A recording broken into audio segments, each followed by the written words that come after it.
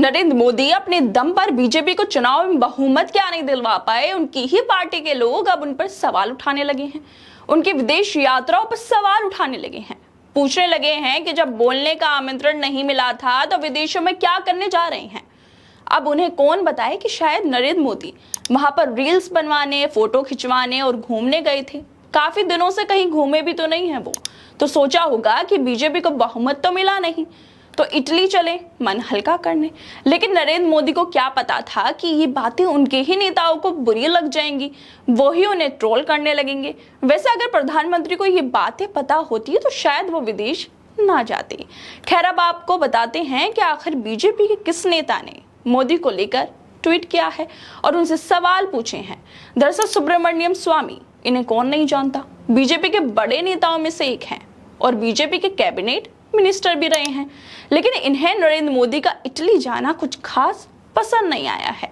इसी वजह से इन्होंने ट्विटर पर प्रधानमंत्री मोदी को लेकर पोस्ट कर दिया और पोस्ट ऐसा किया कि जिसके देखने के बाद अब ये सवाल उठने लगे हैं कि क्या बीजेपी का आला कमान अपने ही नेताओं को एकजुट करने में नाकामयाब हो रहा है, क्योंकि बार बार बीजेपी के अंदर से बगावत के और विरोध के स्वर बाहर आते रहते हैं। खैर सुब्रमण्यम स्वामी ने ट्विटर पर पोस्ट करते हुए कहा कि मोदी को G7 की कार्रवाई देखने के लिए आमंत्रित किया गया था, लेकिन बोलने के लिए आमंत्रित नहीं किया गया था, क्योंकि भारत महत्वपूर्ण देशों के G7 समूह का सदस्य नहीं है। फिर वो वहां क्यों गए?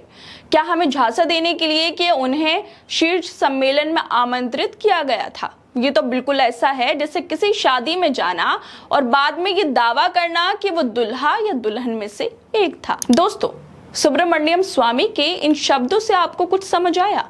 वो दुल्हा दुल्हन वाली लाइनों से क्या बताना चाह रहे हैं कि जैसे शादी में दुल्हा दुल्हन को देखने के लिए सब आते हैं, सब उनका फोकस जो है सब लोगों का वो दुल्हा और दुल्हन पे होता है।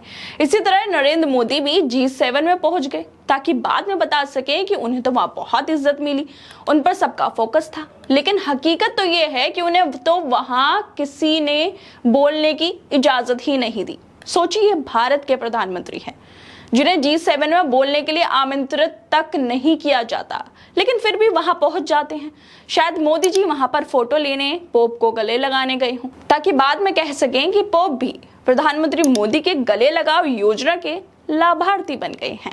खैर दोस्तों, आप लोगों को क्या लगता है कि जिस तरह से मोदी जी को आमंत्रित नहीं किया गया बोलने के लिए, लेकिन फोटो और रील्स उनकी खूब सामने आ रही हैं, इन सब चीज़ों को लेकर आप लोगों को क्या लगता है? हमें अपनी राय जरूर दें और बाकी तमाम खबरों को देखने के लिए जुड़े रहिए हमारे साथ।